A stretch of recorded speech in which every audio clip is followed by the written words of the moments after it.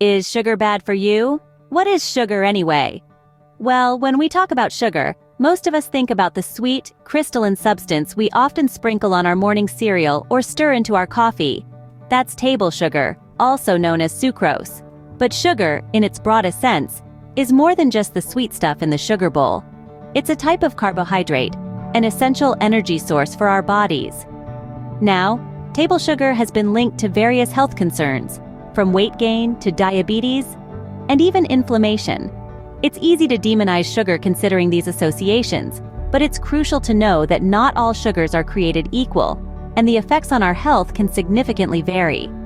The key to understanding sugar's effects on health lies in the chemistry of carbohydrates. So, stick with us as we delve into the sweet and not-so-sweet world of sugar. Carbohydrates are more than just sugar. They include sugars, starches, and cellulose. These molecules, composed of carbon, hydrogen, and oxygen, play a vital role in our bodies. Sugars and starches, for instance, are indispensable powerhouses of energy.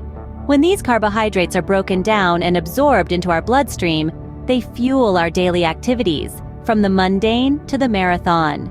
Imagine carbohydrates as a spectrum. On one end, we have simple sugars like glucose and fructose. These are the monosaccharides, the building blocks of all carbohydrates. A bit more complex, we find disaccharides, such as sucrose, which is your common table sugar made up of glucose and fructose molecules. Then, we move towards the more complex carbohydrates. These are our starches, long chains of glucose molecules also known as polysaccharides, that include substances like amylose and amylopectin. But not all sugars are created equal. Let's dive into the simplicity of sugars. Simple sugars play a unique role in our diet. They are the smallest and most basic units of carbohydrates, and they come in two main forms: disaccharides and monosaccharides. Disaccharides are sugars composed of two monosaccharide molecules. Sucrose, commonly known as table sugar, is a perfect example of a disaccharide, made up of one glucose molecule and one fructose molecule. On the other hand, monosaccharides are the simplest form of sugars, like glucose and fructose, which are the building blocks of disaccharides like sucrose. When we consume table sugar, our bodies break down the sucrose into its constituent glucose and fructose molecules. These simple sugars are then absorbed into our bloodstream and used for energy. So, in essence, the sweet crystals you sprinkle on your morning cereal are a quick energy source for your body. This contrasts with complex carbohydrates, which offer a different nutritional profile. Complex carbohydrates, like starches, offer a different perspective on sugar.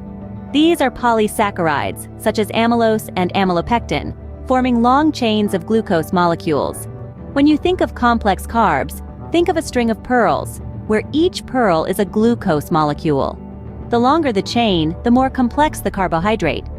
Unlike simple sugars that are quickly absorbed into our bloodstream, complex carbs take their time. They break down slowly, providing a steady source of energy rather than a quick spike. This slow burn energy is what fuels us throughout the day, and it's why complex carbs are a key part of a balanced diet. But here's the kicker. Whether it's a simple sugar like table sugar or a complex carb like starch, it all breaks down into glucose in the end. The difference lies in the journey, not the destination. The way our bodies process these carbohydrates can make a big difference in our health. Digestion starts in the mouth and ends in the small intestine. Sugars and starches, the carbohydrates we consume, undergo a fascinating transformation during this process. In the oral cavity, enzymes begin to break down complex carbohydrates like starches into simpler sugars. This process continues as the food travels to the stomach, where it's churned and mixed with gastric juices. From the stomach, the partially digested food then moves into the small intestine. Here's where the magic happens. The duodenum, the first part of the small intestine, releases enzymes that continue the breakdown. The star player in this process is sucrase, an enzyme that splits sucrose, our common table sugar, into individual glucose and fructose molecules. This intricate breakdown process is crucial. It turns complex structures into simple sugars that our bodies can readily use. It's like unzipping a jacket, separating it into two parts that can be easily handled. Once broken down, these sugars are ready to enter the bloodstream. After digestion, sugars enter the bloodstream and head to the liver. Here, the liver has the task of processing these sugars, specifically monosaccharides such as glucose and fructose. The liver plays a pivotal role in maintaining our body's energy balance. When glucose arrives, it's either used immediately for energy or stored for later use. Fructose, on the other hand, is converted into glucose by the liver before it can be used for energy. Now, this conversion process can cause a rapid spike in our blood sugar levels, followed by an equally rapid crash. This cycle of highs and lows can cause us to feel energized one moment and fatigued the next. It's like a roller coaster ride that you never signed up for. The liver's processing of these sugars plays a significant role in our overall health and well-being. Interestingly, our bodies treat all glucose molecules the same, no matter their source. Whether it's from table sugar or an apple, glucose is glucose to your body. This truth is fundamental to understanding how our bodies process different types of sugars. When we talk about glucose, we're referring to a simple sugar molecule that serves as a primary energy source for our cells. Now, here's the interesting bit. The glucose molecule in your morning coffee sweetened with table sugar is structurally identical to the glucose molecule in the apple you have for a snack. The body doesn't play favorites. It doesn't discriminate.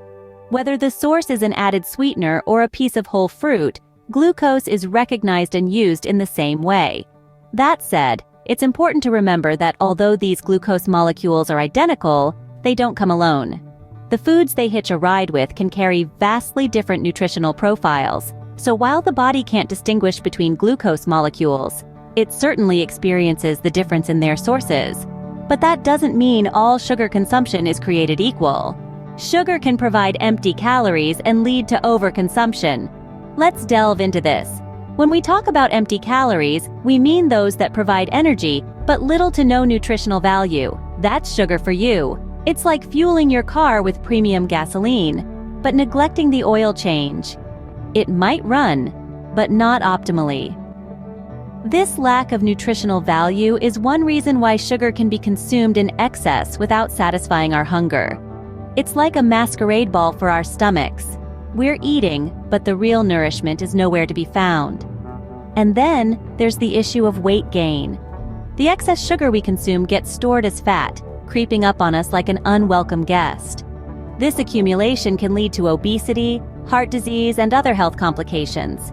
It's as if sugar is the charming party guest who, after the fun is over, leaves your house a mess. Exercise can, however, play a role in how your body processes sugar. But that's a tale for another scene. Exercise changes the game when it comes to sugar. Let's dive into how. When we exercise, our bodies prefer to burn carbohydrates, including sugars, stored in our skeletal muscles as glycogen. This acts as a quick source of energy for those muscles to keep you moving, jumping, and lifting. But here's the kicker. After a workout, your muscles are like empty gas tanks. They've used up their glycogen stores and are ready to be refilled. Consuming sugar after exercise helps replenish these stores more rapidly. This is why you often see athletes reaching for a sports drink post-workout. Moreover, regular exercise enhances insulin sensitivity, helping your body process sugar more effectively, reducing those rapid blood sugar spikes and crashes we talked about earlier. So, is sugar bad for you? It's not that simple. It's all about balance. Exercise, nutrition awareness, and a balanced approach to sugar intake all play a part in maintaining a healthy lifestyle.